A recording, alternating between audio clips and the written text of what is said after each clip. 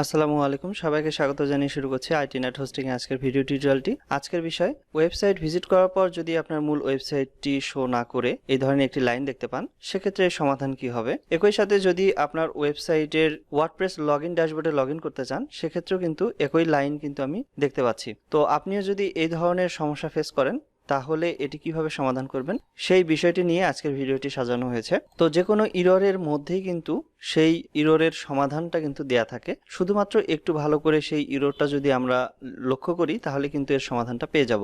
যেমন আজকের ভিডিওর এই ইররটি, এটি কিভাবে সমাধান করতে হবে। এখানে কিন্তু এই ইররে কিন্তু বলাই হয়েছে যে আমার যে ওয়েবসাইটটি রয়েছে তার বর্তমান পিএইচপি ভার্সন হচ্ছে 5.5.38। তো এই ভার্সনে রয়েছে, এবং আমার যে ওয়েবসাইটের ওয়ার্ডপ্রেস ভার্সন তা কিন্তু 5.9.3। এটা কিন্তু বর্তমানে কিন্তু লেটেস্ট ভার্সন। তো আমার ওয়ার্ডপ্রেসের ভার্সনটি লেটেস্ট হওয়ায় এবং পিএইচপি ভার্সনটি ব্যাকডেটেড হওয়ার কারণে বা ওল্ড ভার্সন হওয়ার কারণে কিন্তু আমার মূল যে ওয়েবসাইটটা তা কিন্তু শো করছে না। তাহলে এক্ষেত্রে সমাধান কি হবে, এখানে সেই সমাধানটা বলা আছে। অর্থাৎ 5.6 এর উপরে যে লেটেস্ট ভার্সন রয়েছে পিএইচপি ভার্সন, সেটা যদি আমি আপডেট করে দেই কিংবা চেঞ্জ করি, তাহলে এটা সমাধান হবার কথা। তো এখন এটি চেঞ্জ করার জন্য বা পিএইচপি ভার্সন চেঞ্জ করার জন্য প্রথমে আপনাকে তাহলে আপনার হোস্টিং কন্ট্রোল প্যানেলে লগ ইন করতে হবে। তো সেটা যদি হয় সি প্যানেল, তাহলে সি প্যানেলে লগ ইন করবেন। তো লগ ইন করার পর সফটওয়্যার সেকশন থেকে মাল্টি পিএইচপি ম্যানেজার এই আইকনে মাউসের ডান বাটন ক্লিক করে open link in new tab এই বাটনে ক্লিক করবেন, এবং সিলেক্ট পিএইচপি ভার্সন এই আইকনেও আপনি সেম ভাবেই কিন্তু নতুন একটি ট্যাবে এই দুটি অপশন আপনি নতুন ট্যাবে ওপেন করে নেবেন। এটা হচ্ছে মাল্টি পিএইচপি ম্যানেজারের ট্যাব এবং এটা হচ্ছে সিলেক্ট পিএইচপি ভার্সনের ট্যাব। তো দুটি পিএইচপি ভার্সনের মধ্যে ডিফারেন্ট আছে।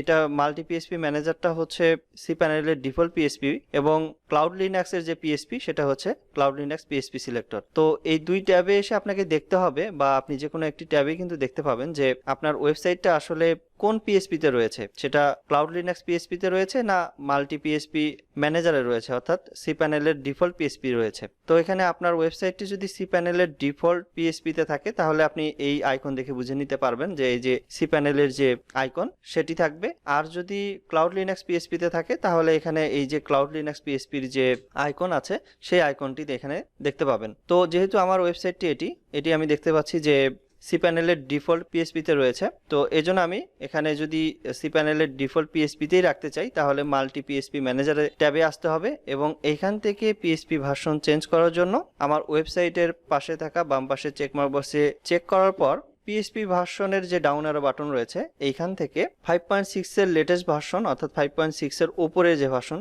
সেই ভার্সনটি সিলেক্ট করতে হবে। তো এখান থেকে আমি 7.4 সিলেক্ট করে নিচ্ছি এবং অ্যাপ্লাই বাটনে ক্লিক করছি।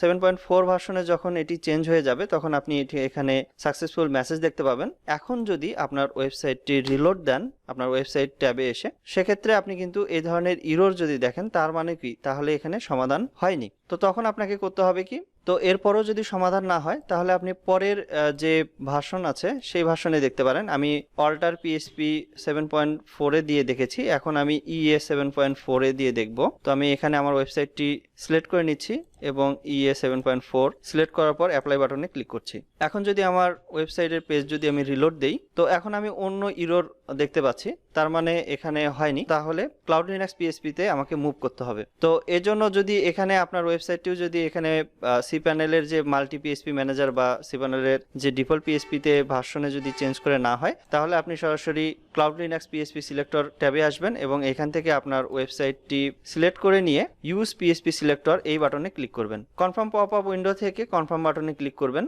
পিএইচপি সিলেক্টরে সিলেক্ট হয়ে গেলে বা চেঞ্জ হয়ে গেলে আপনি এখানে একটি ইরর দেখতে পাবেন। এখন যদি আপনার পেজটি রিলোড দেন, তাহলে কিন্তু আপনি এখানে দেখতে পাবেন যে আপনার ওয়েবসাইটটি ক্লাউড লিনাক্স পিএইচপিতে কিন্তু আপডেট হয়েছে বা চেঞ্জ হয়েছে। তো এখন এখানে দেওয়া আছে যে আমি দেখতে পাচ্ছি 5.6, তাহলে অবশ্যই এখান থেকে 5.6 এর উপরে 7.3 আমি করে দিচ্ছি এবং ভার্সন সেট আপ করার পর সেট অ্যাজ কারেন্ট এই বাটনে ক্লিক করতে হবে। তো এখন আমি দেখতে পাচ্ছি যে আমার সকল ওয়েবসাইটগুলো 7.3 তে চেঞ্জ হয়েছে পিএইচপি ভার্সন।